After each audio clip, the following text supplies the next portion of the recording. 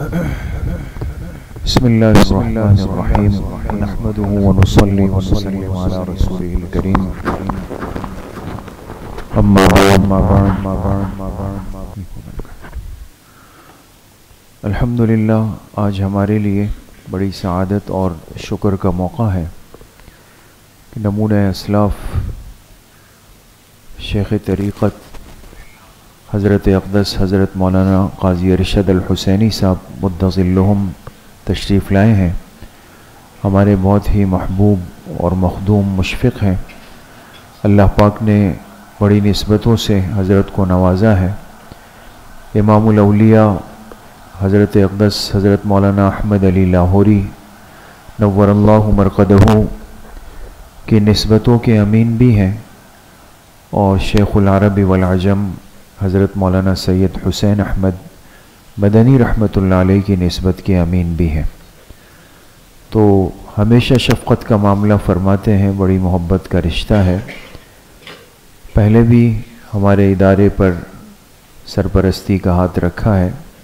حضرت کا کراچی کا سفر تھا, ہم نے درخواست کی, الحمدللہ دعوت قبول فرمائی. انشاءاللہ چونکہ آج دورہ تفسیر قرآن کریم کا افتتاح بھی ہے اور باقی تمام دوروں کا آغاز بھی ہے, تو اس موقع کی مناسبت سے حضرت سے فائدہ اٹھاتے ہوئے ہم نے یہی التماس کی ہے کہ انشاءاللہ حضرت دورہ تفسیر کا افتتاحی درس ارشاد فرمائیں گے اور بیان بھی فرمائیں گے اور انشاءاللہ اختتامی دعا بھی فرمائیں گے. میں اپنے طلبہ عزیز اور تمام اساتذہ کی طرف سے حضرت کو خوش آمدید کہتا ہوں.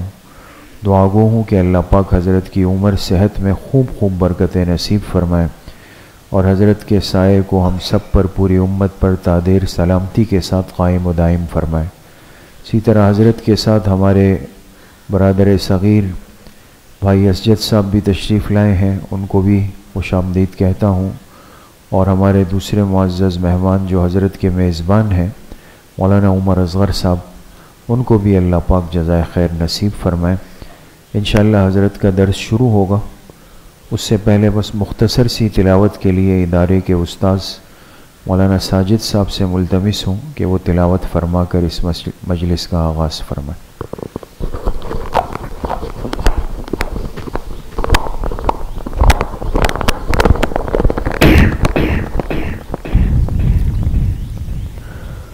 أعوذ بالله من الشيطان الرجيم.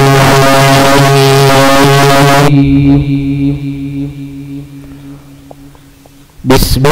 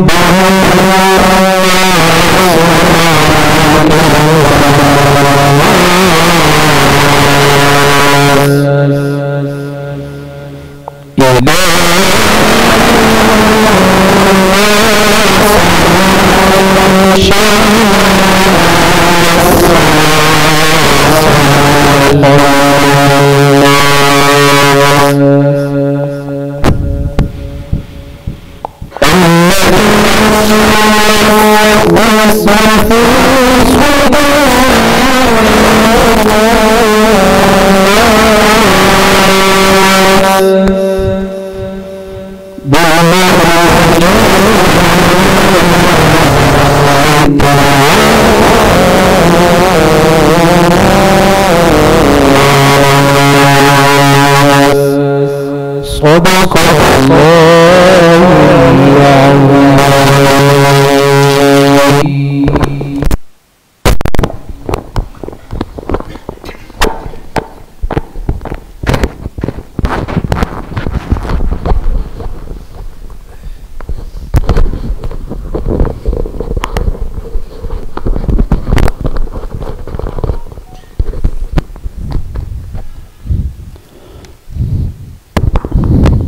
یہاں لگا دوں اس کو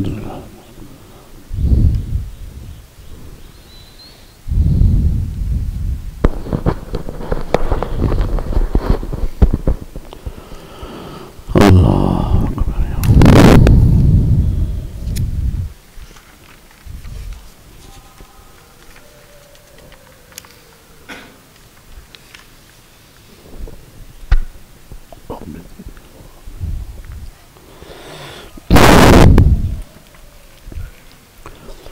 أعوذ بالله من الشيطان الرجيم.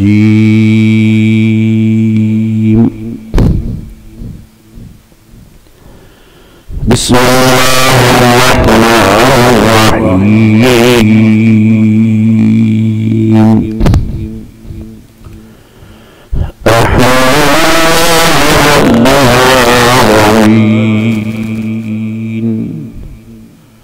الرحمن الرحيم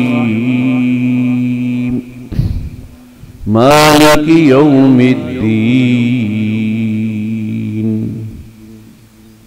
إياك نعبد وإياك نستعين اهدنا الصراط المستقيم صراط الذين أنعمت عليهم غير المغضوب عليهم ولا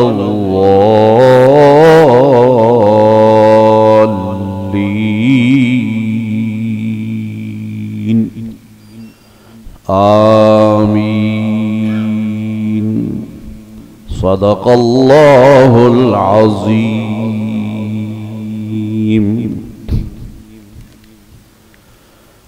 اللهم صل على سيدنا ومولانا محمد وعلى آل سيدنا وأصحاب سيدنا ومولانا محمد وبارك وسلم وصل عليه.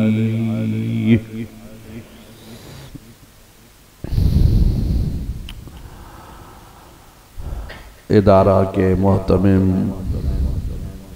ہمارے انتہائی مہربان اور مشفق حضرت مولانا محمد خالد عباسی صاحب دامت برکاتہم،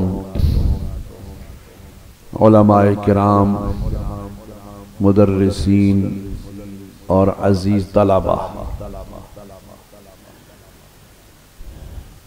مجھے حکم دیا گیا کہ دورہ تفسیر کا افتتاح ہے اور ابتدائی طور پر تم کچھ باتیں عرض کر دو.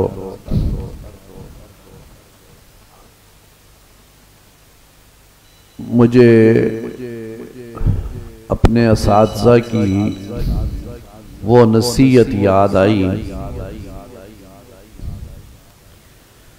جب ہم نے 1978 میں جامعہ اشرفیہ لاہور سے دورہ حدیث مکمل کیا تو اساتذہ نے فرمایا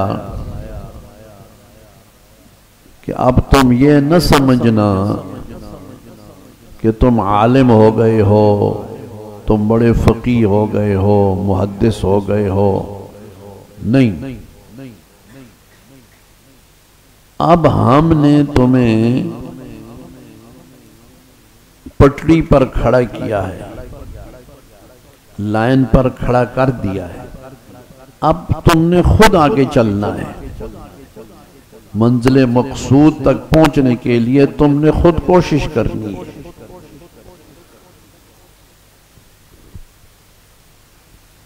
تو یہ جو مختصر وقت کے لیے دورہ تفسیر، دورہ صرف و نحو، دورہ تدریب، جو بھی الحمدللہ اس دور کے مطابق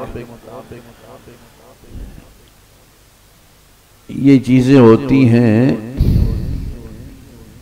ان میں صرف ایک رخ بتایا جاتا ہے کہ بھائی اس پہ آگے محنت کرو، اس رخ پہ چلو اور آگے اس رخ پہ مطالعہ کرو،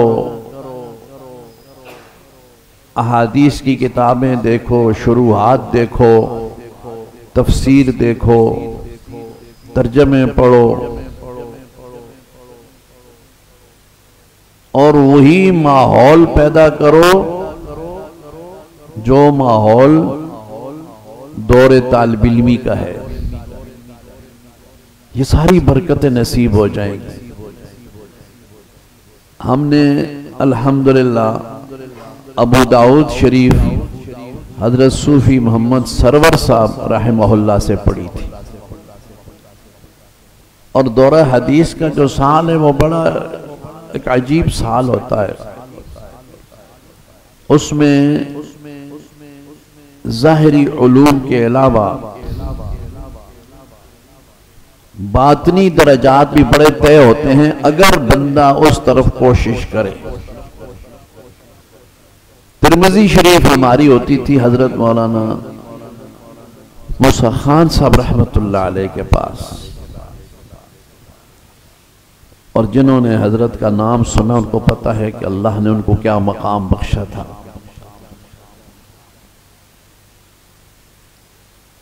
زور سے لے کے عصر تک ان کا سبق ہوتا تھا ترمذی شریف کا، اور کبھی کبھی فرماتے بھائی مولوی صاحب آج عصر کے بعد بھی سبق ہوگا، اور پھر فرماتے بھائی مولوی صاحب آج مغرب کے بعد بھی سبق ہوگا، اور آخری دنوں میں فرماتے بھائی مولوی صاحب عشاء کے بعد بھی سبق ہوگا۔ اور حکم تھا ہم ان کا سبق لکھتے تھے، باقاعدہ تحریر فرمایا کرنے کا حکم دیتے تھے۔ تو ایک دن اچانک فرمایا بھائی مولوی صاحب تم میں سے کس کس کو حضور سرور کونین صلی اللہ علیہ وسلم کی زیارت ہوئی ہے؟ کس کس کو؟ اب ظاہر ہے بھائی سارے چپ ہو گئے، تو پھر فرمانے لگے بھائی مولوی صاحب عجیب مولی ہو، اس طرح کہا کرتے تھے، عجیب مولی ہو، رات دن حدیث پڑھتے ہو تمہیں حضور کی زیارت بھی نہیں ہوئی؟ آپ میری بات سمجھو بھی نہیں سمجھو؟ وہ صوفیو میں تم سے پوچھتا ہوں میری بات سمجھو؟ 2 کلو کا سیرہ لاتے ہو تو چھٹانکی کی زبان کیوں نہیں لاتے ہو؟ وہ 2 کلو کا سیر ہے تمہارا، وہ تو ایسے ایسے کرتے ہو، چھٹانکی کی زبان ہے، یہ کیوں نہیں لاتے ہو؟ حضرت نہیں منع کیوں؟ حضرت آپ ان کو منع تو نہیں کرتے نا؟ ناراض تو نہیں ہوں گے نا؟ بولنا چاہیے ان کو نا؟ ہاں بولا کرو۔ تو میں نے جو عرض کیا بھائی اس کو آپ سمجھ گئے کہ نہیں سمجھ گئے کہ رات دن آدمی درود پاک پڑھے؟ ایک میں نے عرض کیا نا، ایک ظاہری چیز ہے اور ایک روحانی اور باطنی وہ اندر کی چیز ہے۔ اگر بھائی ہمارے مدارس کے طلبہ بھی انگریزی پڑھنے والوں کے طرح ہی ہو جائیں، انہوں نے کیا یاد کیا؟ A for apple, B for boy, C for cat, R for rat, انہوں نے یہ یاد کیا، اور ہم نے کیا یاد کیا؟ ضرب یضرب ضربا ضاربا ضرب فعل یفعل ضرب ضربا ضرب ضربت ضربتا ضرب۔ اگر ہم نے بھی صرف یہ یاد کیا اور روحانیت میں کچھ بھی نہیں ہوا تو پھر ہم میں اور ان میں کیا فرق رہ گیا؟ میری بات سمجھو کہ نہیں سمجھو؟ آپ میرے عزیز طلبہ ہو، میرے بچوں کی جگہ ہو، اس لیے میں عرض کر رہا ہوں کہ صرف ظاہری علوم نہیں، جو باطنی علوم ہے نا، جو اندر کی زندگی ہے اس کو بھی بدلنا چاہیے۔ اور جب اندر کی روشنی حاصل ہو جائے نا، اندر کی دل کے اندر نورانیت پیدا ہو جائے تو ظاہری الفاظ اگر جب بہت مقفع، مسجع، خطیب اور علی شان اور خطیب پاکستان اور مقرر شعلہ بیان یہ کچھ بھی نہ ہو نا، مگر اندر کی اس کی کیفیت بدلی ہوئی ہو تو اس کے سادہ سادہ لفظ بھی اگلے انسان کی تقدیر بدل کے رکھ دیتے ہیں۔ اس دور میں بھی شاید آپ نے نام سنا ہوگا، شاید زیارت بھی کی ہو، لاہور کے ہیں حضرت مفتی محمد حسن صاحب دامت برکاتہم، ساری دنیا ان کو استاد ہی کہتے ہیں، جانتے ہیں کہ نہیں جانتے ان کو؟ ان کا بظاہر لباس دیکھا ہے، سادی سی ٹوپی، سادے سے کپڑے، دھوتی بندی ہوئی، پاؤں میں چپل پہنتے ہیں، بوٹ بھی نہیں پہنتے، لیکن اللہ نے ان کو کیا مقام محبوبیت عطا فرمایا ہے۔ باتیں بالکل سادی سادی باتیں، ان کی تقریر کو لچھے دار تقریر نہیں ہوتی، کوئی نعرے شعرے بھی نہیں ہوتے، لیکن دنیا کس طرح ٹوٹ پڑتی ہے، یہ اندر کی زندگی بدلتی ہے، اندر کی۔ یہ کمال پیدا کرنا چاہیے۔ علم تھوڑا ہو، عمل زیادہ ہو۔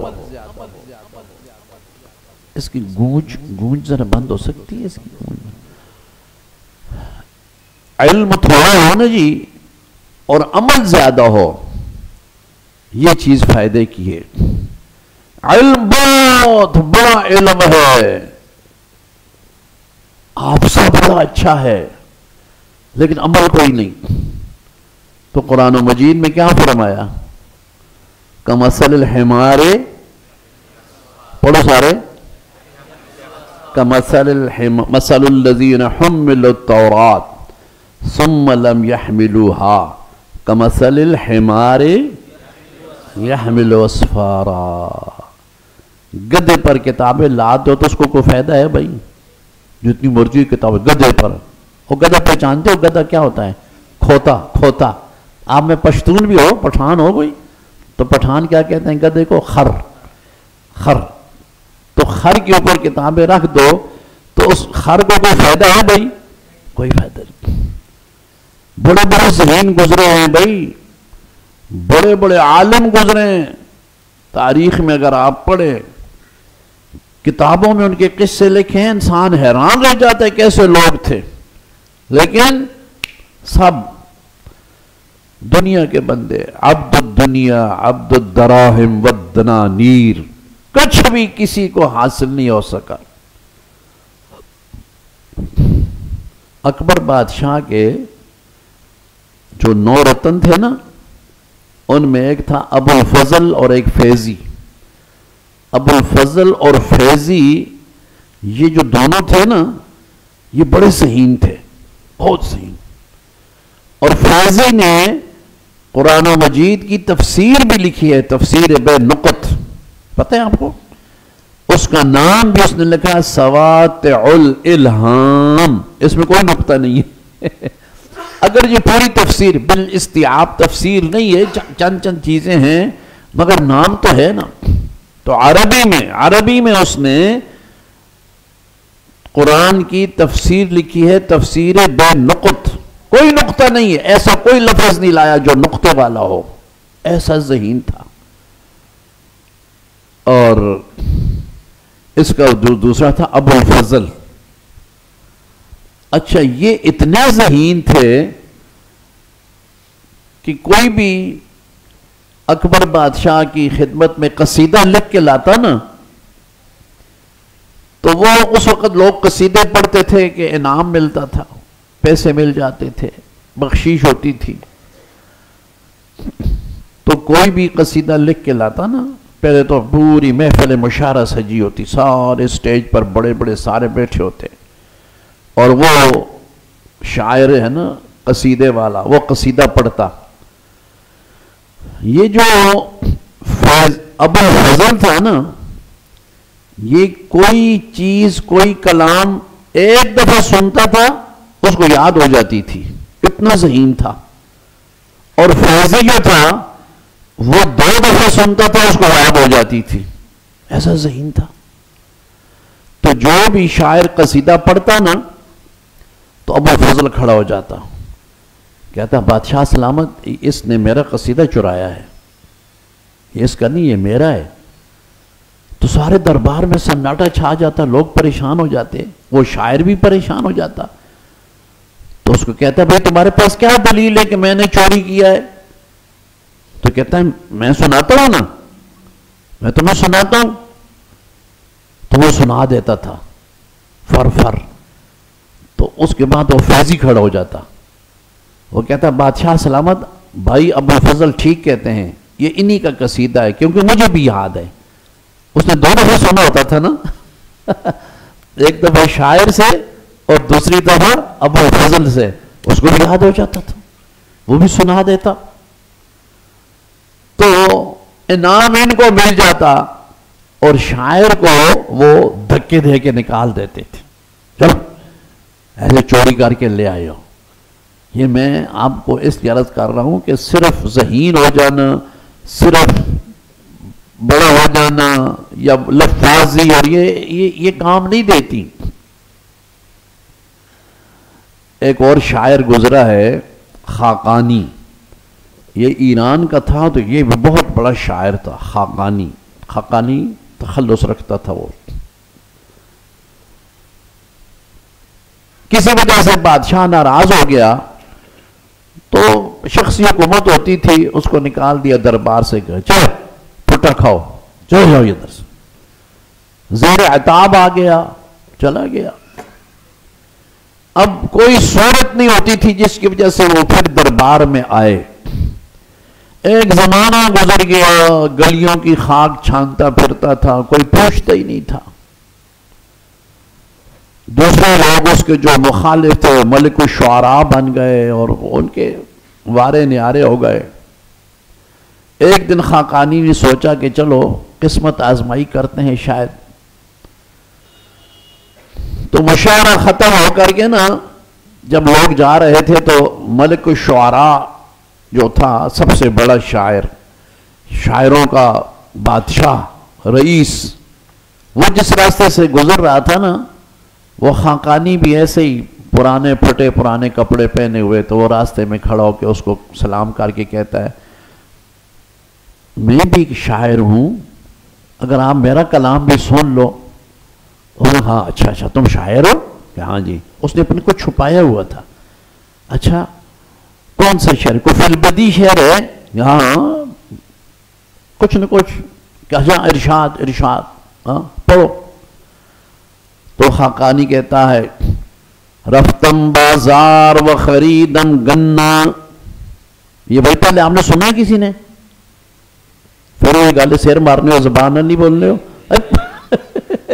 میں مدرس بھی ہوں، استاذ بھی ہوں نا. آج کل ہمارا ذرا استاد شاگردی کا سبق ہے نا. اچھا ناراض نہیں ہونا بھائی، ناراض نہیں ہونا. اچھا گپ شپ تو لگانی چاہیے نا جی. تو آپ نے پہلے یہ شاعر سنا ہے؟ اس کا شعر وغیرہ تو نہیں سنا نا؟ پھر آپ کو زیادہ لطف آئے گا. کہتا رفتم بازار و خریدم گنا، قل اعوذ برب الناس ملک الناس الہ الناس من شر الوسواس الخناس.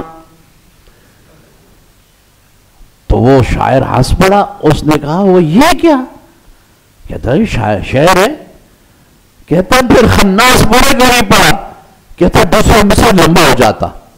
تو کہنا ابھی تھوڑا لمبا ہے. یہ تو بات ہے نہیں جی. ہمارے علاقے میں گجرات علاقہ ہے نا، وہاں گزرا تھا امام دین گجراتیہ، بڑا مشہور تھا. تو وہ ایک دفعہ سڑک پر کھڑا تھا. تو اس کو کسی نے کہا کہ امام دین تم نے کبھی فلبدی شعر بھی پڑھا ہے؟ اس نے کہا ہاں. کہ چلو سناؤ. تو کہتا ہے ای سڑک، یعنی یہ سڑک، ای سڑک پنجابی میں کہتے ہیں ای سڑک، جاتی ہے سیدھی یہاں سے جلال پور جٹاں تلک. تو اس نے کہا یہ کیا شعر ہے؟ یہ تم نے دوسرا مصرع اتنا لمبا پڑھ دیا. تو کہتا ہے یہ سڑک کتنی لمبی ہے کہ اور سڑک تھوڑی لمبی ہے. تو اس نے بھی کیا کہا رفتم بازار و خریدم گنا، قل اعوذ برب الناس ملک الناس الہ الناس من شر الوسواس الخناس. تو وہ ملک الشعراء بڑا خوش ہوا. اس نے کہا چلو یہ ایک نیا لطیفہ مل گیا ہے. ساتھ ہی اس خاقانی نے کہا کہ اگر آپ مجھے کبھی بادشاہ کے دربار میں لے جاؤ نا، میں اور نئی نئی کلام سناؤں گا۔ تو بڑا خوش ہوا، اس نے کہا چلو اس کو کبھی لے جائیں گے بادشاہ کے دربار میں، بادشاہ خوش ہو جائے گا، انعام مل جائے گا۔ خیر اس نے اس کو کہا کہ اگلے مہینے محفل مشاعرہ سجے گی، تم میرے ساتھ چلنا۔ اس نے کہا ٹھیک ہے۔ وہ جناب اگلے مہینے میں جب آئے نا تو وہ نشست ایسے ہوتی تھی کہ بادشاہ، اس کے دائیں بائیں سارے شعراء، عمائدین و اعیان مملکت، سفراء، وزراء، عمراء سارے بیٹھے ہوتے تھے، اور عوام الناس وہ نیچے دریاں بچھی ہوتی تھی، اس پر ساری دنیا قالینوں پر دریوں پر بیٹھے ہوتے تھے۔ تو اس نے خاقانی کو کہا ادھر بیٹھ جاؤ، نیچے بیٹھ جاؤ۔ وہ بیٹھ گیا۔ یہ جناب سارے سٹیج پر، اچھا خاقانی کا نام لوگوں نے سنا ہوا تھا لیکن بھولیاں بھولیاں ہو گیا، زمانہ گزر گیا تو نام ہی اس کا کسی کو یاد نہیں تھا۔ تو جب محفل مشاعرہ اختتام پر پہنچی نا تو ملک الشعراء بادشاہ سے کہنے لگا کہ بادشاہ سلامت، میں آج آپ کے لیے ایک عجوبہ لایا ہوں، ایک لطیفہ ہے۔ کہ اچھا، کہ ایک نیا شاعر میں لایا ہوں، وہ آپ کو شعر سنائے گا۔ اس نے کہا اچھا ٹھیک ہے۔ تو اس نے اس کو خاقانی کو اشارہ کیا، ہاں کھڑا ہو جا، پڑھ کوئی کلام پڑھ۔ خاقانی کھڑا ہوا نا جی، تو خاقانی تھا۔ وہ کہنے لگا پاوزیر نشست خاقانی۔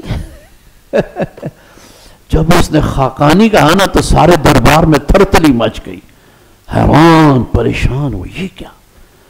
پاوزیر نشست خاقانی نے مرا عار نے ترا ادب است۔ فارسی پڑھی ہوئی کہ نہیں فارسی؟ ہاں تھوڑی سی پڑھی ہے نا۔ یہ میں نے کہا یہ آپ کو پورا سمجھ نہیں آیا ہوگا نا، ذرا مشکل ہے بہت فارسی، کیونکہ پرانے زمانے کی ہے نا۔ تو پائے زیری، پائے کہتے ہیں نا پائے کو، زیری نیچے جگہ، پائے زیری نشست خاقانی، میری جو نشست ہے، میری جگہ ہے نیچے ہے، پاؤں کی جگہ، تمہارے پاؤں میں بیٹھا ہوں، تم سارے اوپر بیٹھے ہوئے۔ نے مرا عار نے ترا ادب است، یہ میرے لیے کوئی عار کی بات نہیں، اور اوپر بیٹھ جانا یہ تمہارے لیے کوئی فخر کی بات نہیں، کوئی ادب کی بات نہیں۔ کیوں؟ قل هو اللہ احد کے صفت خالق ماست، زیر تبت یدا ابی لہب است۔ تمہیں پتہ ہوتا تو پھڑک جاتے۔ کہتا ہے کہ یہ تمہارے لیے اوپر بیٹھنا کوئی شان نہیں، اور مجھے تم نے نیچے دریوں پر بٹھا دیا، عار کی بات نہیں۔ کیوں؟ قل هو اللہ احد، جو میرے خالق کی صفت ہے، اللہ احد اللہ الصمد، یہ اللہ کی صفات ہے نا۔ یہ سورت کہاں لکھی ہوئی ہے؟ تبت یدا ابی لہب کے نیچے لکھی ہوئی ہے۔ تبت یدا ابی لہب کے نیچے کون سی سورت ہے؟ سورت اخلاص ہے نا، سورت قل هو اللہ احد، اس کے اوپر کون سی سورت ہے؟ تبت یدا ابی لہب۔ جب اس نے یہ شعر پڑھا نا، سارے لوگ تڑپ کے پھڑک اٹھے۔ بادشاہ بھی، اس نے کہا اللہ تو خاقانی ہے، وہ ادھر آ۔ اس خاقانی کو بلایا، ملک الشعراء کہا اٹھے تم، اس کو کہا تم بیٹھو، آج کے بعد تم ملک الشعراء ہو۔ تو خیر یہ بات درمیان میں بات آ گئی۔ آپ کے حافظے کا میں امتحان لیتا ہوں، میں نے کہاں سے بات چلائی تھی بھائی؟ جی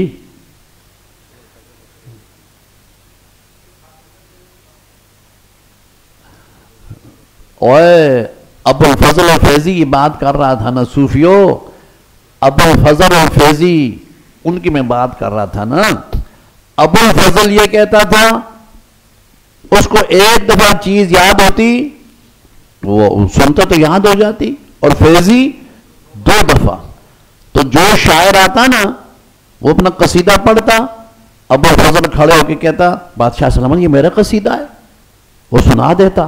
فیضی کہتا بادشاہ سلامت یہ ابو الفضل بھائی کا میں گواہ ہوں، تو جو شاعر آتا اس بیچارے کو تکے دے کے نکال دیتے۔ لیکن فوق کل ذی علم علیم، یہ درجات ہوتے ہیں۔ ایک شاعر آیا، اس نے بادشاہ سے کہا کہ بادشاہ سلامت میں آپ کی شان میں قصیدہ لکھ کے لایا ہوں۔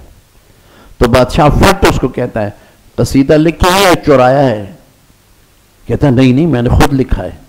اس نے کہا ابو الفضل کا چرایا ہوگا تو نے؟ اس نے کہا نہیں بادشاہ سلامت میں نے نہیں چرایا۔ اس نے کہا دیکھو جتنے بھی آئے ہیں نا سب کہتے تھے میرا قصیدہ ہے مگر چوری شدہ ہوتا تھا، اگر تیرا قصیدہ چوری کا ہوا میں تیری گردن مار دوں گا۔ اس نے کہا مجھے منظور ہے، مجھے منظور ہے۔ اب جناب لوگوں میں بڑا ایک اشتیاق پیدا ہوا، اور جناب یہ بڑی بات ہے کہ آج وہ شاعر آیا۔ ابو الفضل فیضی بھی تیار ہو کے بیٹھ گئے، ساری دنیا آ گئی۔ اب یہی تھا کہ یہ شعر یہ قصیدہ پڑھے گا، ابو الفضل کہے گا اس نے چوری کیا ہے اور اس کی گردن ماری جائے گی، ہم تماشا دیکھیں گے۔ تو وہ شاعر کھڑا ہوا نا جی، تو اس شاعر نے پہلا مصرع پڑھا، پہلا مصرع پڑھ کے چپ، ابو الفضل کی طرف دیکھ کے کہتا ہے وہ ابو الفضل یہ تیرا قصیدہ آگے پڑھ،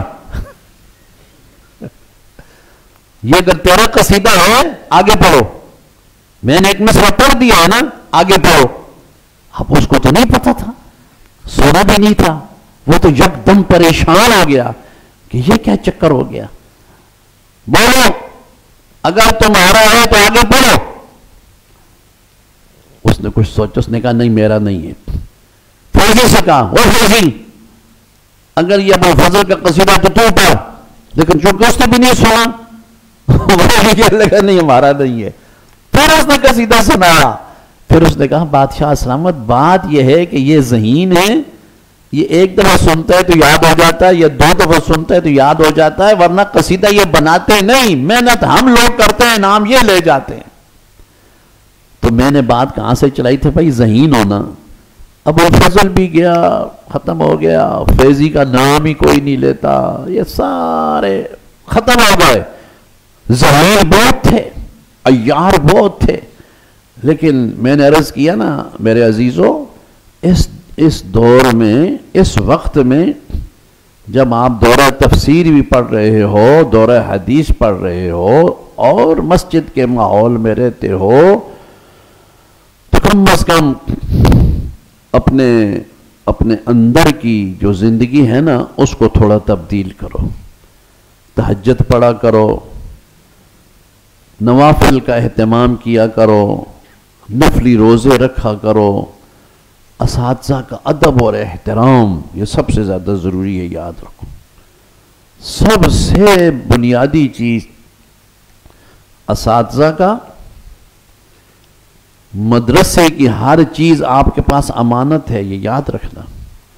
مدرسے سے آپ کو کتاب ملتی ہے، یہ مدرسے کی امانت ہے، اجازت نہیں ہے کہ آپ اس پر کوئی حاشیہ چڑھائیں یا کوئی چیزیں لکھیں۔ اگر آپ نے اس پر کوئی حاشیہ لکھنا ہے تو اپنی کتاب خریدو، یا ایک کاغذ پر الگ لکھ کر کے وہ ساتھ رکھ لیا کرو، لیکن مدرسے کی کتاب آپ کے پاس امانت ہے۔ یا محتمم صاحب اجازت دے دیں کہ بھائی کچی پنسل سے لکھ لو تو لکھ لو، نہیں مسجد کی تپائی، مسجد کی دری، مسجد کی ہر چیز مدرسے کی وہ آپ کے پاس امانت ہے، یہ یاد رکھنا۔ اور ادب اور احترام اساتذہ کا یہ از بس ضروری ہے۔ جن طلباء نے اپنے اساتذہ کی خدمت کی، اساتذہ کا ادب کیا، اللہ نام کی دستگیری کی اور وہ دنیا میں چمکے، ان کا نام بلند ہوا، اور جنہوں نے علم بہت حاصل کیا، ذہین بھی بہت تھے، سب کچھ تھے، لیکن اساتذہ کی بے ادبی، بزرگوں کی بے ادبی، قرآن حدیث کے ساتھ مذاق، وہ بے ذہین ہو گئے، بے غلط ہو گئے۔ آخر وقت میں تو آپ کا تو یہاں ماحول ہے نا، ہمارے ہاں تو یہ بڑا ایک ماحول ہے، ملاتی اور پنجپیری اور اشاعتی انتہائی درجے کے گستاخ ہوتے ہیں۔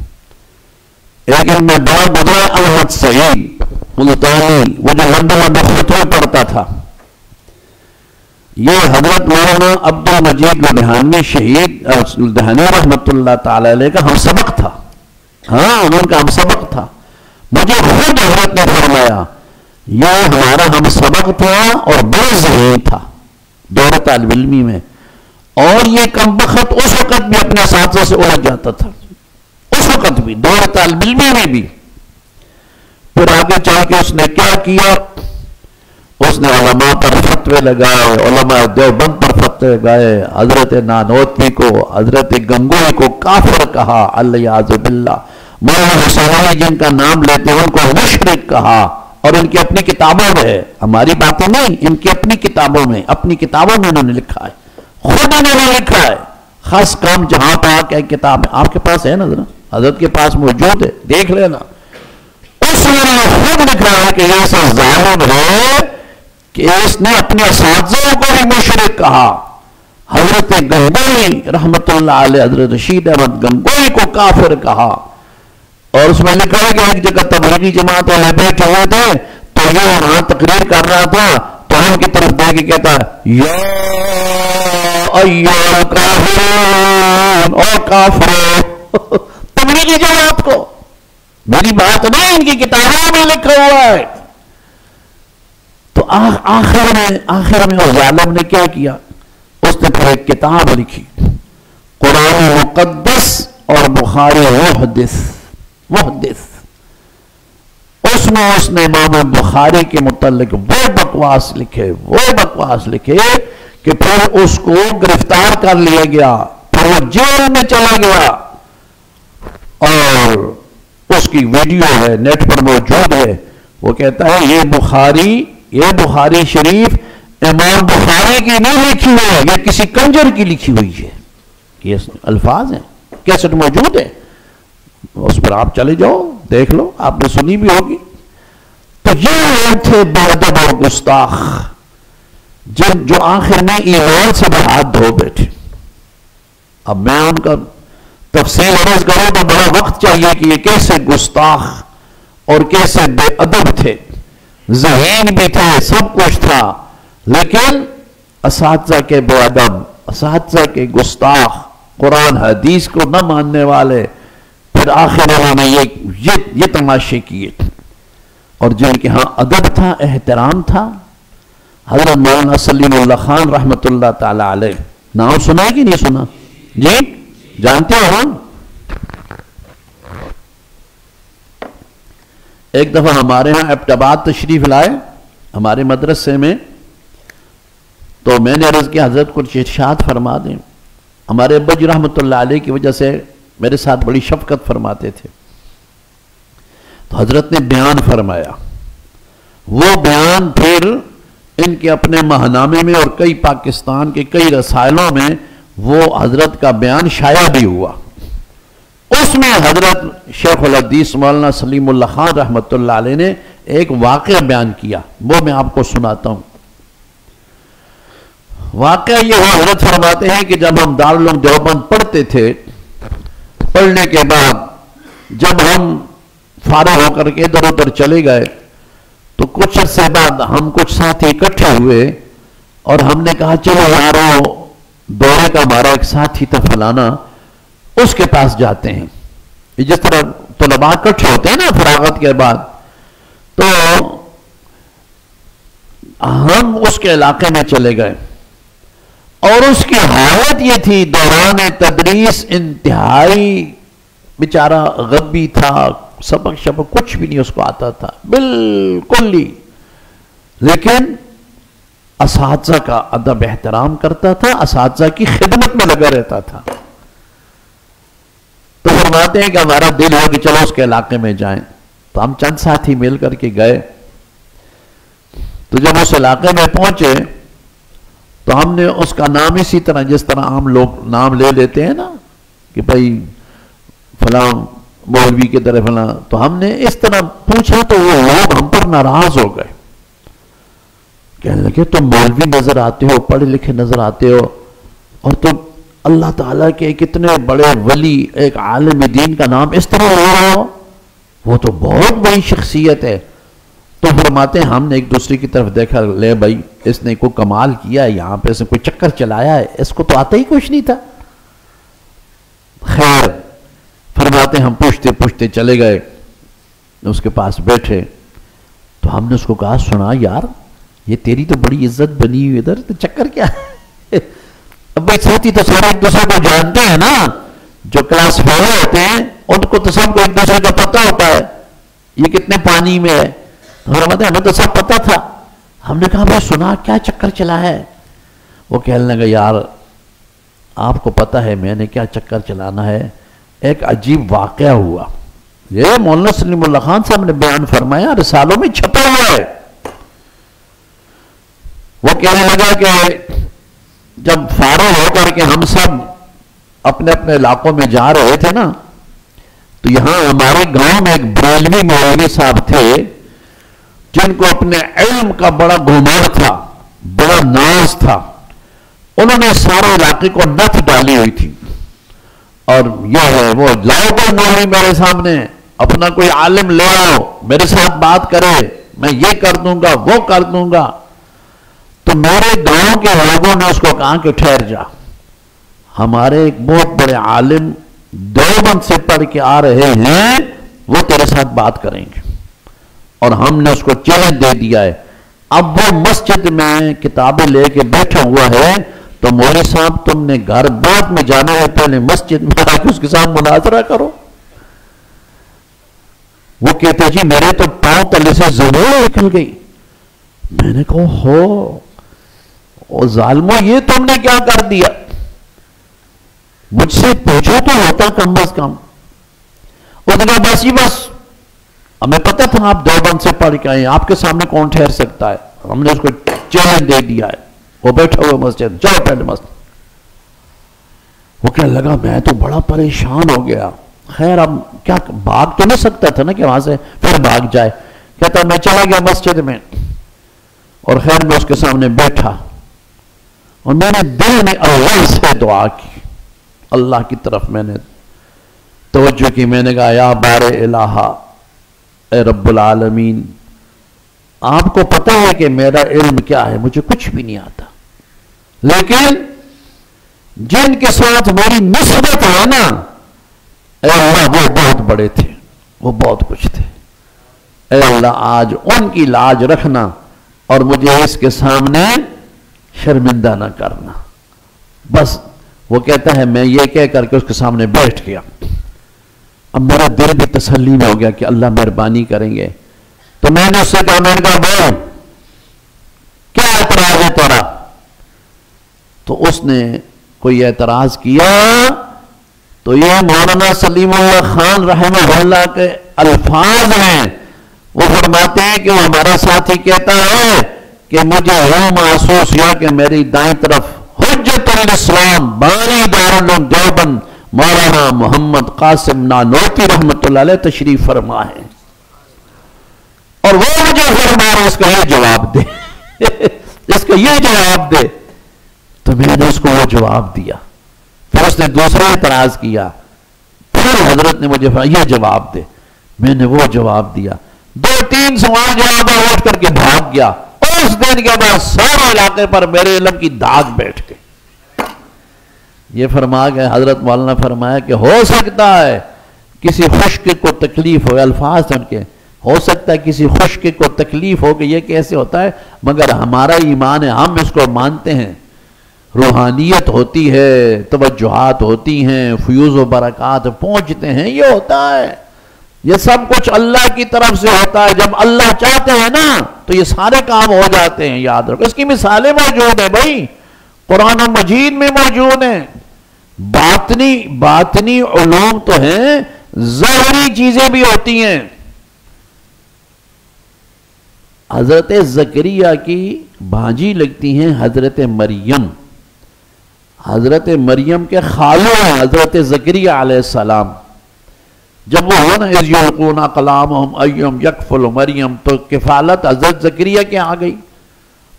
تو حضرت مریم حضرت زکریا علیہ السلام کے پاس ہوتی تھی. قرآن مجید نے کیا فرمایا؟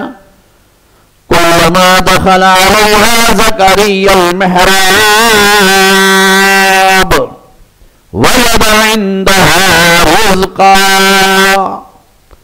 جب کبھی، کلما جب بھی حضرت زکریا علیہ السلام اپنی بھانجی مریم کے پاس اس کے حجرے میں آتے نا، اس کی کٹیا میں، اس کی جھونپڑی میں جہاں وہ عبادت کرتی تھی، جب وہاں تشریف لاتے نا، وجد عندہا رزقا، تازہ تازہ پھل وہاں موجود ہوتا، تازہ تازہ پھل. اب وہ پھل باہر نہیں ہے، دکان پر نہیں، گلیوں میں نہیں، اس کا موسم ہی نہیں اس پھل کا، اور وہ پھل مریم کے پاس ہوتا تھا. تو حضرت زکریا نے پوچھا، قال یا مریم انا لک ھذا. حضرت زکریا علیہ السلام نے پوچھا، اے مریم انا لک ھذا، یہ کہاں سے آیا؟ یہ پھل بور تو کہیں ہے نہیں، کہاں سے آیا؟ تو انہوں نے کیا کہا؟ قالت هو من عند اللہ، یہ اللہ کی طرف سے آیا. تو اللہ نے تازہ پھل حضرت مریم کی کٹیا میں بھیج دیا، عبادت کی جگہ میں بھیج دیا. جو اللہ ظاہری پھل ان کی کٹیا میں، ان کی جھونپڑی میں بھیج سکتا ہے، وہ اللہ تعالیٰ کسی ایمان والے کے دل پر علوم القاء نہیں کر سکتا؟ فیوز و برکات نہیں پہنچ سکتے؟ پہنچ سکتے ہیں، بشرطے کے کنیکشن جڑا ہوا، کنیکشن جڑا ہو نا تو یہ ساری برکتیں ہوتی ہیں. یہ دیکھو یہ لائٹیں ہیں نا، یہ جو بلب ہے نا، یہ بذات خود کچھ بھی نہیں ہے، یہ تو کچھ بھی نہیں ہے. اب اس کو وہاں سے نکال کے یہاں رکھ دو، وہ نہیں جلے گا، کوئی روشنی نہیں. لیکن آپ نے اس جگہ لگا دیا جہاں پیچھے کرنٹ آ رہا ہے. کرنٹ کہاں سے آ رہا ہے بھائی؟ وہ میلوں دور ہوگا بجلی گھر، وہاں سے کرنٹ آ رہا ہے اور یہ بلب روشن ہو گیا. کنیکشن ہونا چاہیے. اپنے اساتذہ کی دعائیں ہونی چاہیے، اللہ اور اللہ کے نبی صلی اللہ علیہ وسلم کی سچی محبت دل میں ہونی چاہیے. تو پھر انشاءاللہ اس ادب و احترام کی وجہ سے سینہ بھی کھلتا ہے، علوم بھی مستحضر ہوتے ہیں، پھر ساری چیزیں ہوتی ہیں. تو یہ ایک ابتدائی باتیں تھیں. اب میں تھوڑا ترجمہ پڑھ دوں، حضرت کر دوں ترجمہ تھوڑا انشاءاللہ. حضرت کے حکم پر میں چند باتیں عرض کر دیتا ہوں بھائی. تفسیر وغیرہ مکمل تو پھر آپ پڑھیں گے. یہ سورہ فاتحہ ہے، مکی ہے، 7 آیتیں ہیں اور یہ 2 دفعہ نازل ہوئی ہے. وَلَقَدْ آتَيْنَاكَ سَبْعًا مِّنَ الْمَثَانِي، اور اس کے بہت سارے نام ہیں، کافیہ، وافیہ، شافیہ، ام القرآن اور ام الکتاب، بہت سارے نام آتے ہیں. اور جس قدر زیادہ نام کسی چیز کے ہونا اس کی اتنی زیادہ فضیلت ہوتی ہے. یہ بھی سمجھ لو، جس کے نام جتنے زیادہ ہوتے ہیں اس کی فضیلت اتنی زیادہ ہوتی ہے. ہمارے نبی صلی اللہ علیہ وسلم کے صفاتی نام کتنے؟ علامہ سیوطی رحمت اللہ نے لکھا ہے کہ حضور کے 500 نام ہیں صفاتی. ذاتی تو 2 ہی ہیں، محمد اور احمد صلی اللہ علیہ وسلم، لیکن صفاتی نام 99 نام تو قرآن و مجید کی جلد میں ہوتے ہیں نا. اور ویسے علامہ سیوطی نے لکھا ہے کہ 500 نام ہیں. اور ہمارے استاذ محترم مولانا موسیٰ خان صاحب رحمت اللہ علیہ نے بہت زیادہ نام نقل فرمائے ہیں. تو جتنے زیادہ نام کسی کے ہوتے ہیں نا جی، وہ اس کی اتنی زیادہ فضیلت ہوتی ہے. جیسے بھائی دیکھو، کوئی کسی کا دوست آ جائے، وہ حافظ قرآن ہو تو کہتا ہے حافظ محمد امین صاحب آ گئے جی، حافظ عبدالقادر صاحب آ گئے. اگلا سننے والا کہتا ہے ٹھیک ہے. اے کہتا ہے جی حافظ القرآن، قاری قرآن، شیخ کبیر، لحیہ کبیر، امامہ طویل. ہاں جی، اور جناب حاجی الحرمین الشریفین، لمبے القاب. تو اگلا سننے والا بھی کہتا ہے بھائی کو بہت بڑا عالم آ رہا ہے. وہ ایک آدمی پہلے جو ہے نا یہ ہوتے تھے، لوگ سفر کرتے تھے نا تو راستے میں سرائے آتی تھی. یہ جو ریسٹورنٹ ہوتے ہیں نا، ہوٹل یہ نہیں ہوتے، سرائے ان کو کہتے تھے. تو پرانا وقت تھا، ڈاکوؤں کا بھی ڈر ہوتا تھا، تو شام کے بعد وہ دروازے بند ہو جاتے تھے. تو ایک آدمی نے حج کر کے آیا تھا، تو وہ جب پہنچا تو سرائے سارے دروازے بند ہو گئے. اس نے دروازہ کھٹکایا تو چوکیدار نے اوپر سے پوچھا کون ہو؟ تو اس نے کہا اگر میں صرف اپنا نام بتاتا ہوں کہ جی میں عبدالرشید آ گیا ہوں تو یہ تو نہیں کھولے گا. اس نے جناب ذرا خوب اچھی طرح سے انا حاجی الحرمین الشریفین جئت من المکۃ المکرمہ والمدینۃ المنورہ. لمبی بات کی نا، اس نے کھڑکی بند کر دی. کہتا ہے اتنے بندوں کی جگہ ہمارے پاس نہیں ہے. اتنے لوگوں کی جگہ نہیں ہے. بات جب کرے نا آدمی تو ماحول کو دیکھنا بھی ضروری ہوتا ہے. یہ بھی استادی شاگردی کا ہوتا ہے کہ اس شاگرد سوال بھی وہ کرے نا جو سوال صحیح ہو. استاد سے پوچھے بے شک، لیکن سوال کے لیے بھی عقل چاہیے. امام ابو یوسف رحمۃ اللہ تعالی علیہ قاضی القضات اور امام اعظم امام ابو حنیفہ الحمدللہ سارے کا رحمۃ اللہ علیہ حضرت کے شاگرد ہیں نا. 3 شاگرد مشہور ہیں، امام محمد، امام ابو یوسف، امام ظفر. تو امام ابو یوسف یہ قاضی القضات تھے ہارون رشید کے دور میں، بہت بڑی شخصیت امام ابو یوسف رحمۃ اللہ علیہ. ان کے درس میں ایک طالب علم ہوتا تھا، وہ خاموش بیٹھا رہتا تھا، کچھ نہیں بولتا تھا. وہ بولتا شاید بالکل نہیں تھا، اس کی طرح خاموش بیٹھا رہتا تھا. تو ایک دن قاضی صاحب، یہ ہمارا وہ ہے نا جی، چونکہ درس ہے نا جی، درس ہے نا، میں آپ کا بھائی ہی ہوں، میں جو کوئی علمیات کرتا ہوا نہیں، میری تو ایسی گپ شپ ہوتی ہے. حضرت نے حکم فرمایا تھا، اس لیے میں یہ بھی دیکھتا ہوں نا کہ سب کو فائدہ ہونا. بھائی سب کو فائدہ ہونا چاہیے کہ نہیں ہونا چاہیے. اور ایک آدمی ہم میں سو جائے، گہری نیند چلا جائے، تو اس کے بعد اس بیچارے کا تو نقصان ہو گیا نا جی، اس کو تو باتیں یاد نہ رہی. تو پھر دوسرے ساتھی کا فرض بنتا ہے کہ اس کو نقصان سے بچائے، اس کو آہستہ سے جگا دے، لیکن وقت پر جگائے. یہ نہیں کہ جب بیان وغیرہ ختم ہو جائے تو اس کے بعد جگائے، یہ بات بھی غلط ہے. وہ ایک آدمی تھا نا، وہ اندھا بھی تھا اور بہرا بھی تھا. تو کسی مجلس میں اس کو بلایا گیا، تو اس نے ساتھ اپنے ایک لڑکے کو لے لیا، چھوٹے کو. تو اس کو کہنے لگا دیکھو مجھے نظر بھی نہیں آتا، مجھے سنائی بھی نہیں دیتا، لیکن ذرا جب مجلس میں سارے بیٹھے ہوں گے تو تم اتنی مہربانی کرو نا کہ جس وقت کسی بات پر سارا ہنسے نا تو مجھے آہستہ سے چوٹی لگا دینا، تاکہ میں بھی تھوڑا سا کر دوں گا. نہیں بھی تو وہ لڑکا بڑا شرارتی تھا. تو یہ جب کوئی بات ہنسنے کی ہوتی نا، سارے ہنستے تو یہ سے چپ کر کے بیٹھا رہتا، سارے خاموش ہو جاتے نا، تو وہ اس کو ہنسنے میں چوڑی لگا دیتا.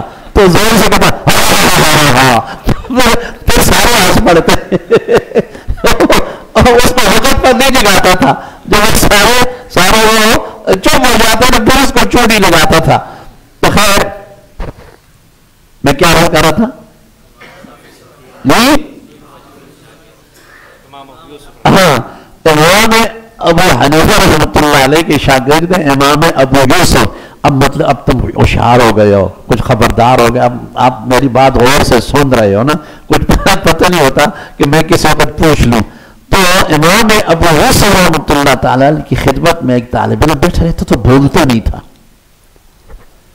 تو اس کو ایک دن امام صاحب نے فرمایا بیٹا تم بھی کچھ سوال کیا کرو.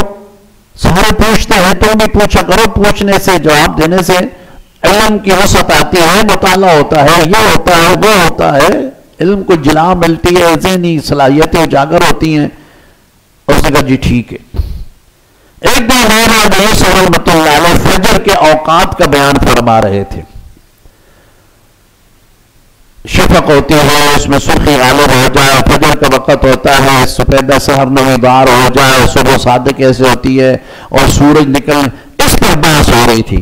اس نے ہاتھ کھڑا کر دیا۔ حضرت بڑے خوش ہوئے کہ چلو یہ جو ہمیشہ چپ رہتا تھا آج یہ بھی کچھ بولے گا۔ وہ کھڑا ہوا، ہاں ہاں ہاں بولو بولو۔ کہنے لگا حضرت یہ تو ساری باتیں ٹھیک ہیں، لیکن اگر کسی دن سورج ہی نہ نکلے تو پھر فرماتے چپ کر بیٹھے ہی رہے، تو نہیں بولا کر، ہاں تو نہیں بولا کر، چپ کر کے بیٹھ جا۔ تو سوال بھی جو ہے نا جی، سوال کے لیے بھی ایک سوال کے لیے کہتے ہیں نا 10 من عقل چاہیے۔ علماء کی مجلس میں بندہ سوال بھی کرے نا تو سوال بھی صحیح کرنا چاہیے۔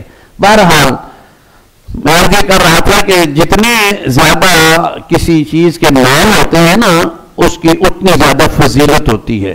تو سورہ فاتحہ کے بہت سارے نام ہیں۔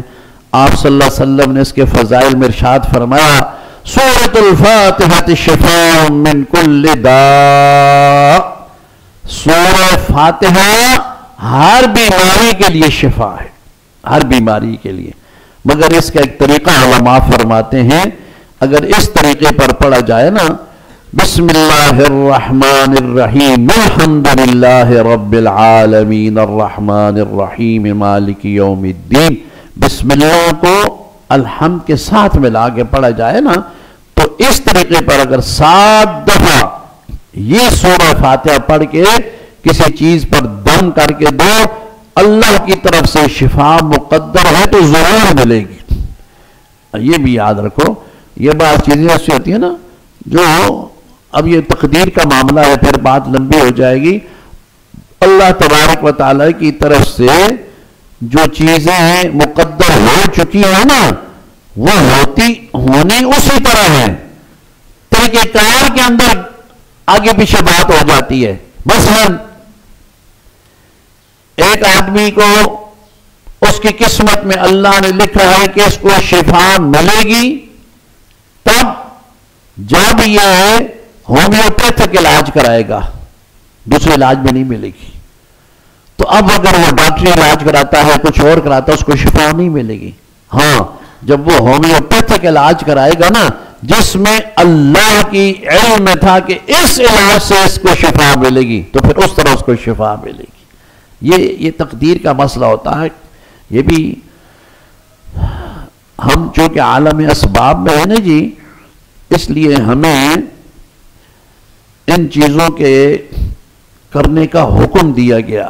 ہم نتیجے کے ذمہ دار نہیں، ہم عمل کے ذمہ دار ہیں، ہم نے عمل کرنا ہے۔ کسی اللہ والے سے کسی نے پوچھا کہ جی آپ کا تقدیر پر یقین ہے؟ فرمایا یقین ہے۔ کہنے لگا اچھا اگر آپ کو موت آنی ہے تو آئے گی، نہیں آنی ہے تو نہیں آئے گی؟ فرمایا بالکل۔ کہنے لگا اچھا آپ اس مینار پر چڑھ میں چھلانگ لگاؤ، مینار پر چڑھ کے چھلانگ لگاؤ، اگر آپ نے مرنا ہو تو مر جاؤ گے، نہیں مرنا ہو تو نہ مرو گے۔ تقدیر تو اسے کہتے ہیں نا۔ اب دیکھو کتنا مشکل سوال ہے۔ تو حضرت نے فرمایا کہ بھائی آج کل ایسے بے ادب اور گستاخ پیدا ہو گئے ہیں جو اللہ کا امتحان لیتے ہیں۔ ہم اللہ کا امتحان نہیں لے سکتے کہ مجھے مارتا ہے کہ نہیں مارتا، اللہ کا امتحان لے سکتا ہے بندوں کا، لیکن بندے اللہ کا یہ تو اللہ کا امتحان لینا ہوا نا، اے خدایا وہ دیکھنا تمہیں مارنا ہے کہ نہیں مارنا ہے، اے میں چھال مارنا ہی، تو یہ تو اللہ کا امتحان لینا ہے۔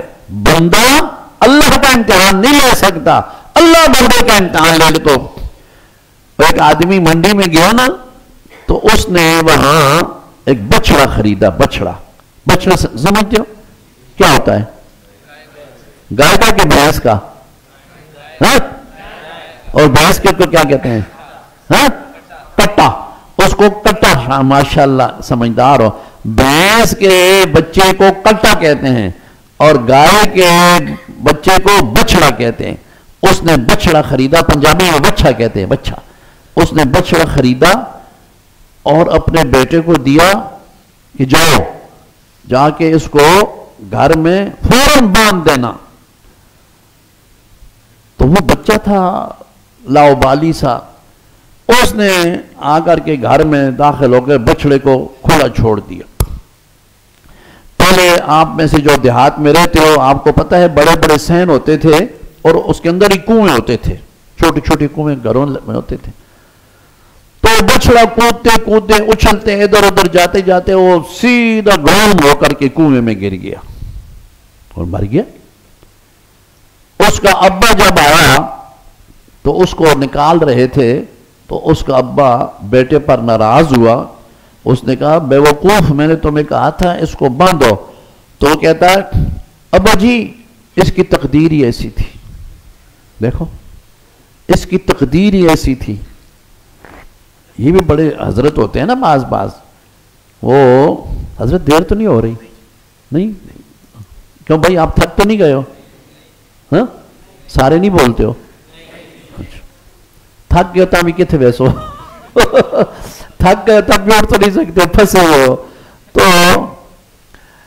ایک لڑکا پڑھ کے آیا نا،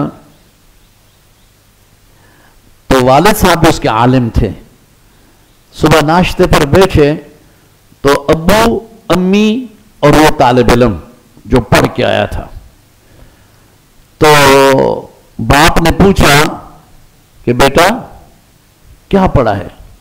کہتا ابو میں نے بڑا علم حاصل کیا ہے، بہت علم حاصل کیا۔ اچھا بیٹا ہمیں بھی کچھ بتاؤ۔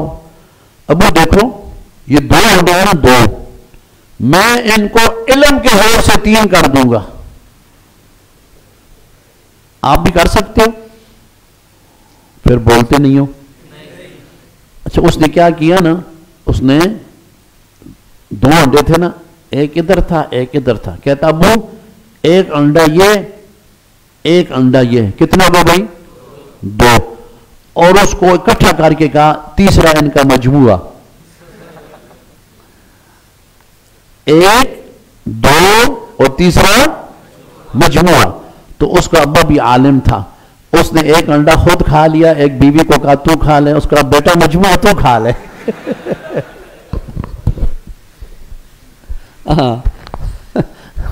مجموعہ تو کھا لے۔ تو کیا میں عرض کر رہا تھا؟ وہ اس کو کہتا ہے ابو اس کی تقدیر میں یہی تھا۔ تو ابو اس کو کہتا ہے اور تقدیر نہ پترا، میں نے تمہیں کہا تھا کہ اس کو تقدیر سے پہلے باندھو، تم نے جو نہیں باندھا تو اس نے کیا نہیں، تقدیر سے پہلے کیوں نہیں باندھا؟ تو تقدیر کا مسئلہ ایک الگ مسئلہ ہے۔ سورۃ الفاتحہ شفاء من کل داء، قرآن مجید کے شروع کرنے سے پہلے جو آداب ہیں نا جی، ان میں ایک ہے تعوذ، ایک ہے تسمیہ اور باوضو ہونا۔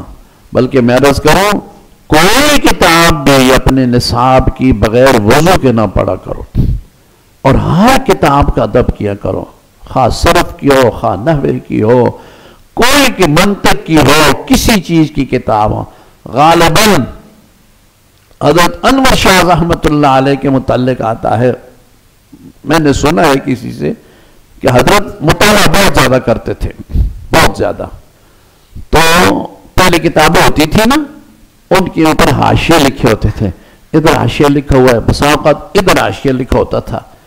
تو حضرت کتاب کا مطالعہ کرتے نا، مطالعہ کرتے کرتے اگر ادھر حاشیہ ہے نا تو بجائے اس کے کہ حضرت کتاب اٹھا کے اپنی طرف کرتے، حضرت اٹھ کر کے ادھر بیٹھ جاتے، ادھر سے مطالعہ کرتے، کتاب کو نہیں پھیرتے تھے، کتاب کا ادب، کیونکہ اس کے اندر علم ہے نا جی، علم ہے، اس کے اندر علم ہے۔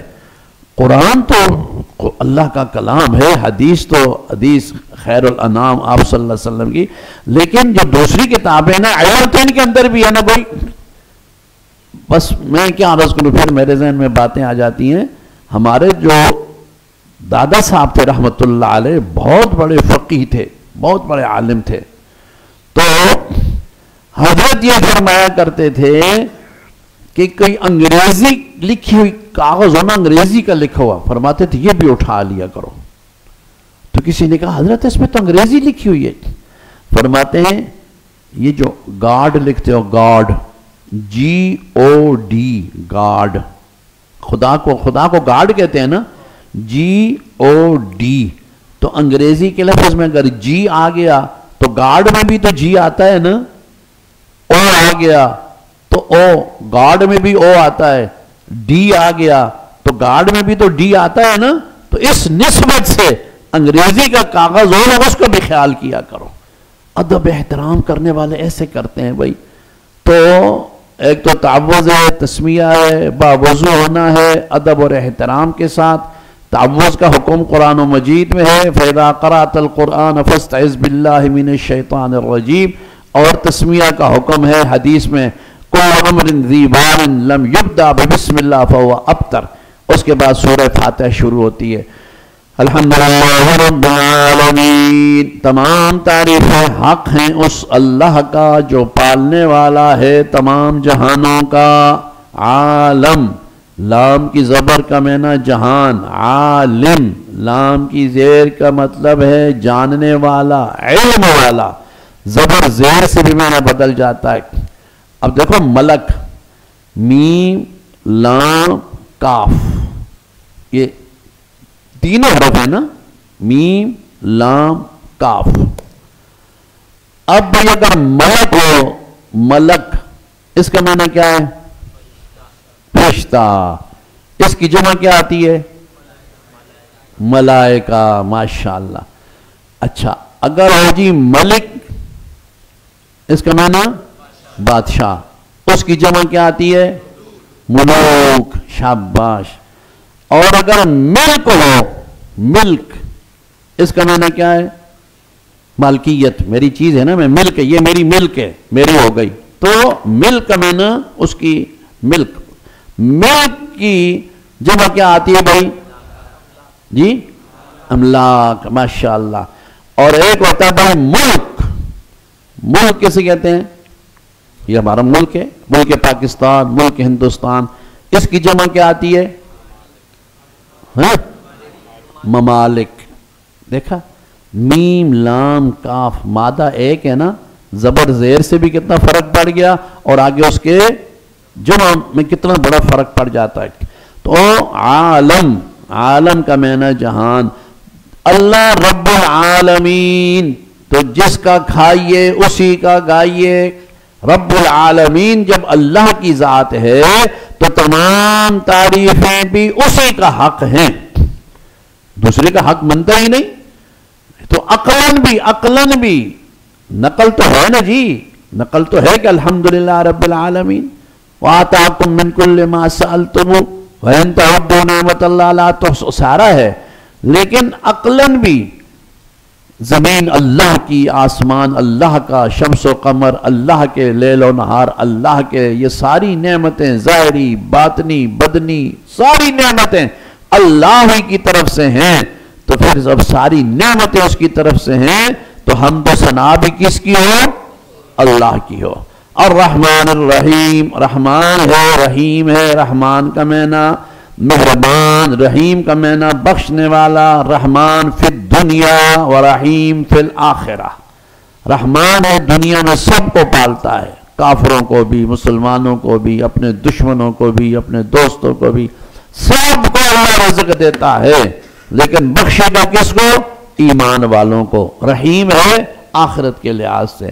فرمایا رحمان الرحیم پر نہ جانا. مالک یوم الدین، وہ مالک ہے بدلے کے دن کا، روز جزا کا. ایک دن آنا ہے جس دن اللہ تعالیٰ ان ساری چیزوں کا حساب لے گا. ایاک نعبد، خاص تیری ہی ہم عبادت کرتے ہیں.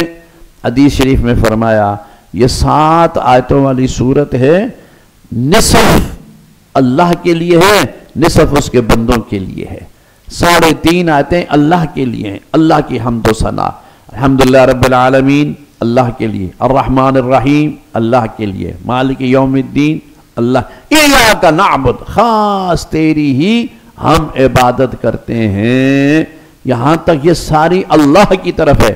آگے وَإِيَّاكَ نَسْتَعِينُ، اب اپنی بات شروع ہو گئی. اب اپنا سوال شروع ہو گیا، اپنی درخواست پیش کرنی ہو، وَإِيَّاكَ نَسْتَعِينُ، اور خاص تجھ ہی سے ہم مدد چاہتے ہیں۔ اس کا ایک مطلب تو یہ ہے بھائی، اے اللہ خاص تیری عبادت کرتے ہیں اور اس خاص عبادت کرنے کے لیے مدد بھی تیری چاہتے ہیں۔ تیری مدد ہوگی، ہماری عبادت کے اندر اخلاص ہوگا۔ خالص اللہ الدین، الا للہ الدین الخالص، خالص اللہ کی عبادت تب ہو سکے گی جب اللہ تعالیٰ مدد فرمائیں گے۔ ایک دوسرا رحمت یہ بھی ہے کہ اللہ تبارک و تعالیٰ سے ہی مدد طلب کرنا یہ بھی عبادت ہے، یہ عبادت ہے، یہ عبادت ہے کہ صرف اللہ ہی سے مدد طلب کرو، یا اللہ مدد، بس اے اللہ تو ہی مدد فرما، اور یہ کہنا یہ بھی خالص عبادت ہے، اور عبادت میں کسی اور کو شریک نہیں کر سکتے۔ عبادت صرف اور صرف کس کے لیے ہوتی ہے بھائی؟ سارے بولو، اللہ کے لیے۔ تو ایاک نعبد، خاص تیری ہی ہم عبادت کرتے ہیں۔ اب کلمہ حصر کا کیوں فرمایا؟ پھر اس پر لمبی بات ہو جائے گی۔ وَإِيَّاكَ نَسْتَعِينُ، اور خاص تو جی سے ہم مدد مانگتے ہیں۔ کس چیز کی مدد مانگتے ہیں؟ اہدنا الصراط المستقیم، چلا ہمیں سیدھی راہ پر۔ اہدنا، اس کا ایک معنی ہے راستہ دکھا، راستہ دکھا، ایک ہے راستہ بتا، تیسرا معنی ہے راستے پر چلا، وصول الی المطلوب، اور یہی ضروری ہے۔ راستہ دیکھ لے بندہ، اس کا وہ فائدہ نہیں، راستہ معلوم ہو اس کا بھی وہ فائدہ نہیں، ہاں راستے پر چل پڑے نا پھر منزل مقصود تک پہنچ جائے گا۔ اب دیکھو یہاں سے آپ سب کو پتہ ہی ہوگا نا کہ یہ نزدیک کا ہی میں عرض کروں، یہ جامعۃ العلوم الاسلامیہ بنوری ٹاؤن، یہ آپ سب کو پتہ ہے کہ نہیں پتہ بھائی؟ پتہ ہے نا؟ اب آپ اپنے ذہن میں ذرا توجہ کرو نا کہ یہاں اس مسجد سے نکلیں گے، ادھر جائیں گے، آگے سے موڑ آئے گا، آگے اور اس طرح کرتے کرتے کرتے کرتے اندر چلے جائیں گے نا تو ہم اندر مدرسے میں پہنچ جائیں گے۔ یہ بات ہوگی کہ نہیں ہوگی؟ معلوم بھی ہے، آپ نے دیکھا ہوا بھی ہے، آپ کو پتہ بھی ہے، لیکن جب آپ اٹھ کر کے چلیں گے نہیں تو یہاں بیٹھے بیٹھے سوچنے سے آپ مدرسے میں پہنچ جائیں گے؟ نہیں پہنچ سکتے۔ ایک آدمی یہی طالب علم بیٹھے بیٹھے کہتا ہے اے جی میں جامعہ جا رہا ہوں، میں بنڈوری ٹاؤن میں تو نکلا نا جی، مسجد کے دروازے سے نکلا ہوں نا جی، آگے چلتے ادھر سے رکشہ آ گیا، ادھر سے موٹر سائیکل آ گیا، میں چلتے چلتے چلتے چلتے وہ اپنی جگہ سے ہلتا نہیں، ایسے تصور میں سوچتا ہے تو مدرسے میں پہنچ جائے گا۔ اسی طرح فرمایا اہدنا، اے اللہ ہمیں سیدھے راستے پر چلا۔ ایک بندے کو پتہ ہے نماز فرض ہے، پڑھتا نہیں، ایک بندے کو پتہ ہے روزہ فرض ہے، رکھتا نہیں، معلوم بھی ہے، پتہ بھی ہے، ثواب عقاب کا سب پتہ ہے، عمل نہیں کرتا، یہ کبھی بھی منزل مقصود تک نہیں پہنچتا۔ اس لیے فرمایا اہدنا الصراط المستقیم، چلا ہمیں سیدھی راہ پر۔ وہ سیدھی راہ کون سی ہے؟ صراط الذین، راہ ان لوگوں کی۔ یہاں یاد رکھو اللہ تعالیٰ علیم اور خبیر ہے نا جی، اللہ تعالیٰ کو پتہ ہے قیامت تک کیسے کیسے فتنے باز، کیسے کیسے خناس آئیں گے۔ اس لیے یہاں پر یہ نہیں فرمایا اہدنا الصراط المستقیم صراط القرآن والحدیث، یہ نہیں فرمایا، یہ نہیں فرمایا صراط الذین، راہ ان لوگوں کی، اور ان لوگوں کا راستہ بھی قرآن حدیث کا ہی راستہ ہے، اس سے ہٹ کر کے نہیں۔ لیکن صرف قرآن اور حدیث کا نام لے کے لوگوں نے اپنے کتنی کتنی باتیں کی بھائی، جتنے فتنے اٹھے یا ہیں یا آئندہ آئیں گے قرآن اور حدیث کے نام پر ہی آتے ہیں۔ آپ کو میں عجیب بات بتاؤں، یہ جو آپ کے ادھر نہیں تھا وہ MQM کا وہ بڑا ڈڈو، ہاں الطاف حسین، آپ کو پتہ ہے اس نے بھی سورہ فاتحہ کی تفسیر لکھی ہے، میں مزاح نہیں کرتا، سورہ فاتحہ کی روزنامہ خبر میں چھپی ہے، میرے پاس کٹنگ موجود ہے، روزنامہ خبریں میں جب وہ ادھر ہوتا تھا نا اس نے سورہ فاتحہ کی تفسیر لکھی حضرت، اس ڈڈو نے، اندازہ لگاؤ۔ تو اب کیا کہو گے؟ اس لیے صراط الذین، راہ ان لوگوں کی جن پر اے اللہ تو نے انعام کر دیا. اور منعم علیہ کون ہے؟ صراط الذین انعمت علیہم. کون؟ انعم اللہ علیہم من النبیین والصدیقین والشہداء والصالحین. یہ 4 لوگ ہیں. انبیاء علیہ السلام کا سلسلہ مکمل ہو گیا بھائی. اس کے بعد کون ہے؟ صدیقین، شہداء، صالحین. اور یہ بات یاد رکھو، یہ تینوں لوگ، یہ تینوں گروہ، یہ تینوں جماعتیں علی وجہ الکمال صحابہ کے اندر موجود تھی. صحابہ سے بڑھ کر کے صدیق کوئی نہیں، صحابہ سے بڑھ کر کے شہید کوئی نہیں، صحابہ سے بڑھ کر کے صالح کوئی نہیں. اس لیے حضور نے فرما دیا ما انا علیہ و اصحابی، جس پر میں ہوں اور میرے صحابہ ہے. یہ نشان نجات ہے، یہ راہ نجات ہے. تو انعمت علیہم سے مراد کون ہے؟ نبی، صدیق، شہداء، صالحین. اے اللہ ہمیں ان کے راستے پر چلا. ہر چیز کا ایک ایجابی پہلو ہوتا ہے اور ایک سلبی ہوتا ہے. کہیں حکم دیا گیا، کہیں منع کیا گیا. تو کس کے راستے پر چلنا ہے؟ انبیاء، شہداء، صدیقین، ان کے راستے پر چلنا. اور کن کے راستے پر نہیں چلنا؟ غیر المغضوب علیہم ولا الضالین. اے اللہ ان کے راستے پر نہ چلانا جن پر تیرا غضب نازل ہوا، اور نہ گمراہوں کے راستے پر. ام المومنین عائشہ صدیقہ رضی اللہ تعالی عنہا فرماتی ہیں غیر المغضوب علیہم سے مراد یہود ہیں، ولا الضالین سے مراد نصارہ ہیں، عیسائی ہیں. یہ پڑھنے کے بعد آخر میں دعا سکھائی آمین. تو جب آپ نماز میں ہو نا بھائی تو آمین آہستہ، نماز کے بعد آپ پڑھیں تو آمین اونچی. دونوں طرح ہے، نماز میں آہستہ اور نماز کے بعد اونچی آمین کہہ سکتے ہو. اس میں ایک چھوٹا سا واقعہ، محمد اسجد کے نانا تھے مولانا محمد الیاس رحمت اللہ علیہ، بہت بڑے عالم تھے، بہت. علامہ خالد محمود کے ساتھی تھے جی، بس یہاں سمجھ لو. جب مناظرے کے لیے جاتے تھے تو یہ دونوں شخصیتیں جاتی تھیں، علامہ خالد محمود صاحب اور مولانا محمد الیاس رحمت اللہ علیہ. پھر وہ بیچارے عوارض کا شکار ہوئے، گردے کی تکلیف، پھر فوت ہو گئے. وہ علامہ خالد محمود صاحب کے ساتھی تھے، برابر کے تھے، اتنے بڑے عالم تھے. لاہور اچھرا ایک جگہ ہے، اچھرا سنا ہے نام؟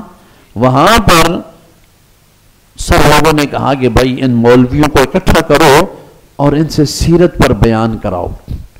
چنانچہ بریلوی بھی تھے، اہل حدیث بھی تھے اور دیوبندی بھی تھے. اہل حدیثوں میں حافظ عبد القادر لوپڑی، یہ ایک بڑی علمی شخصیت ہے، اہل حدیث علماء میں بڑا مقام تھا ان کا. اور ادھر دیوبندیوں میں حضرت مولانا محمد الیاس صاحب تھے رحمت اللہ علیہ. تو انہوں نے منتظمین نے پابند کیا تھا کہ ادھر ادھر کی نہیں لگانا، سیدھی سیدھی سیرت بیان کرو، بس کوئی اختلافی بات نہیں کرنی.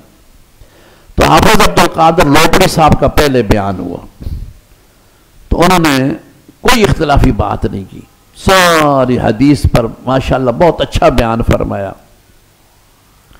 سارا بیان کر کے نا تو اخیر میں کہنے لگے بھائی یہ میں نے جو کچھ کہا ٹھیک ہے؟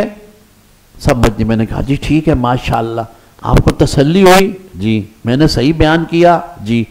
سارے کہو اللہ ہمیں عمل کی توفیق عطا فرمائے. سارے کہو آمین. سب نے کہا آمین.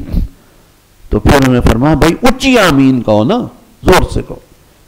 تو سب مجمع نے کہا آمین.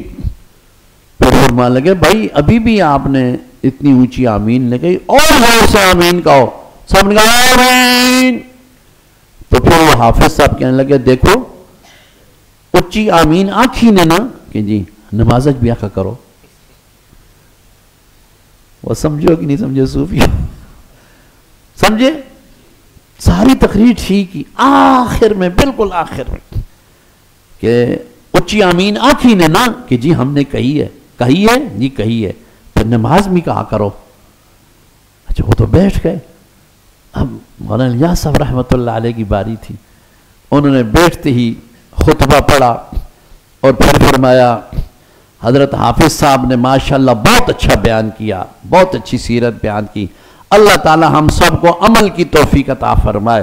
لوگوں نے کہا آمین، فرمایا اونچی آمین کہا نا، لوگوں نے کہا آمین، فرمایا بھائی اور اونچی آمین کہو نا، نماز تو نہیں پڑھ رہے ہو نا سمجھے؟ پیچھے آن کے دیکھا تو حافظ عبد القادر روپڑی ہنس رہے تھے، اور حضرت آپ نے کہا ہے تو ہم نے بھی تو کہہ نہیں تھا نا کہ اونچی آمین، اب نماز تو نہیں پڑھ رہے ہو نا، وہ تو آستہ آمین نماز میں آدمی پڑھتا ہے۔ وآخر دعوانا الحمدللہ رب العالمین، جزاک اللہ خیر۔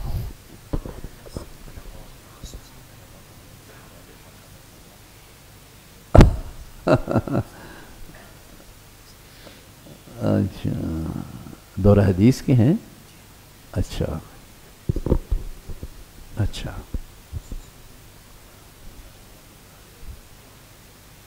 اچھا بھائی حضرت فرما رہے ہیں کہ جو طلباء اپنا سفر مکمل کر چکے ہیں تخصص کے یا دورہ حدیث کے، تو فرما رہے ہیں ان کو اجازت حدیث دے دو۔ یہ تو علماء کا کام ہوتا ہے، ہم تو ایسے نکمے لوگ ہیں، لیکن چونکہ ایک نسبت ہے ایک سلسلے کی، تو یہ اس لیے میں عرض کر دیتا ہوں، میں ایک حدیث پڑھا دیتا ہوں، آپ سب پڑھ لیں، پھر انشاءاللہ اجازت حدیث بھی عرض کر دوں گا۔ سارے پڑھو۔ بسم اللہ الرحمن الرحیم۔ عن علی رضی اللہ تعالی عنہ وعنہم قال قال رسول اللہ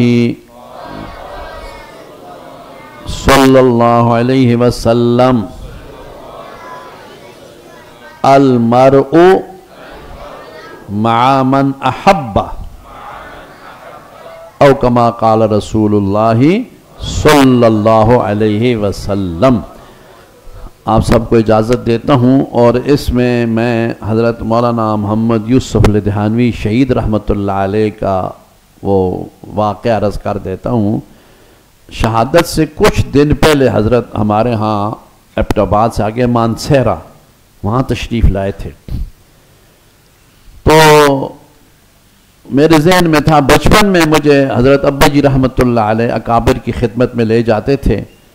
میں نے حضرت شیخ الحدیث مولانا زکریا رحمۃ اللہ علیہ سے بھی حدیث پڑھی ہے، حضرت مولانا شیخ الحدیث مولانا نصیر الدین غرغشتوی سے بھی حدیث پڑھی ہے، حضرت مولانا رسول خان صاحب سے بھی حدیث پڑھی ہے، حضرت درخواسی سے بھی حدیث پڑھی ہے، سند بھی انہوں نے دی ہے۔ ان اکابر کے پاس مجھے حضرت لے جاتے تھے، میں اس وقت چھوٹا تھا، کوئی بات میرے ذہن میں تھی، تو میں نے ایبٹ آباد میں اپنے بچوں کو ساتھ لیا اور میں فوراً وہاں پہنچ گیا مانسہرہ۔ تو میں جب وہاں جہاں حضرت ٹھہرے ہوئے تھے میں پہنچا تو حضرت کھڑے ہو چکے تھے جانے کے لیے، تو میں جلدی حاضر خدمت ہوا، میں ملا، تو میں نے عرض کیا، میں نے کہا حضرت مجھے ابا جی رحمۃ اللہ علیہ اکابر کی خدمت میں لے جاتے تھے، تو اب میں اپنے بچوں کو لے آیا ہوں، آپ ان کو حدیث پڑھا دیں۔ تو پھر حضرت لدھیانوی شہید رحمۃ اللہ علیہ بیٹھ گئے، کھڑے ہو گئے، جانے والے تھے بیٹھ گئے۔ یہ چاروں میرے بیٹے تھے، پانچواں اس وقت نہیں تھا، یہ چار تھے، تو مولانا اللہ بسایہ صاحب بھی تھے، اور مولانا قاضی ضیاء الدین صاحب تھے رحمۃ اللہ علیہ، TNT کالونی ہری پور والے، وہ بھی تھے۔ تو حضرت شہید رحمۃ اللہ علیہ نے حدیث پڑھائی، ہم سب نے پڑھی، حدیث پڑھا کر کے فرمایا ایسے، فرمایا ایسے، پڑھائی ایک حدیث ہے، اجازت ساری بخاری کی دیتا ہوں، یہ تو بھائی پڑھی تو ہم نے ایک حدیث ہے، باقی جو ہمارے اساتذہ سے ہمیں اجازت ہے یا ہمارے پاس سند ہے وہ اس کی میں آپ سب کو اجازت دیتا ہوں۔ اللہ تعالیٰ قبول فرمانا۔ الحمدللہ رب العالمین والعاقبۃ للمتقین والصلاة والسلام علی اشرف الانبیاء والمرسلین مولانا محمد وآلہ واصحابہ اجمعین۔ یا اللہ اس مجلس خیر و برکت کو قبول و منظور فرما، شرف قبولیت عطا فرما۔ یا اللہ ان جوانوں کو پاکیزہ جوانی نصیب فرما، علم نافع نصیب فرما، اپنے اساتذہ کا، اکابر کا، کتابوں کا، قرآن اور حدیث کا ادب نصیب فرما۔ اے اللہ میں گناہ گار نے تیرے گھر میں یہ جو چند ٹوٹی پھوٹی باتیں عرض کی ہیں صحیح ہیں تو یا اللہ قبول فرما کہ عمل کی توفیق عطا فرما، غلطی ہو گئی ہے تو یا اللہ اپنی رحمت سے معاف فرما۔ یا رب العالمین سب پر دارین کی سعادت مندیاں نصیب فرما، سب پر اپنا فضل و کرم فرما۔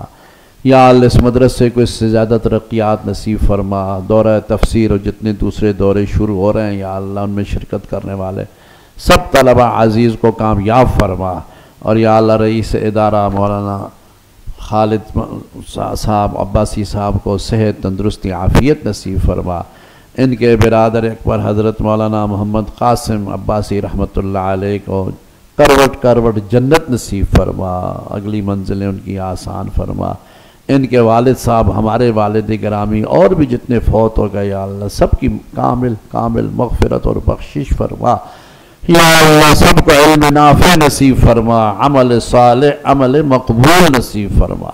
اللہم انا نسألک علما نافعا وعملا متقبلا ورزقا واسعا حلالا طیبا وشفاء من کل داء۔ سبحان ربک رب العزت عما یصفون وسلام علی المرسلین والحمد للہ رب العالمین برحمتک یا ارحم الراحمین آمین یا الہ العالمین۔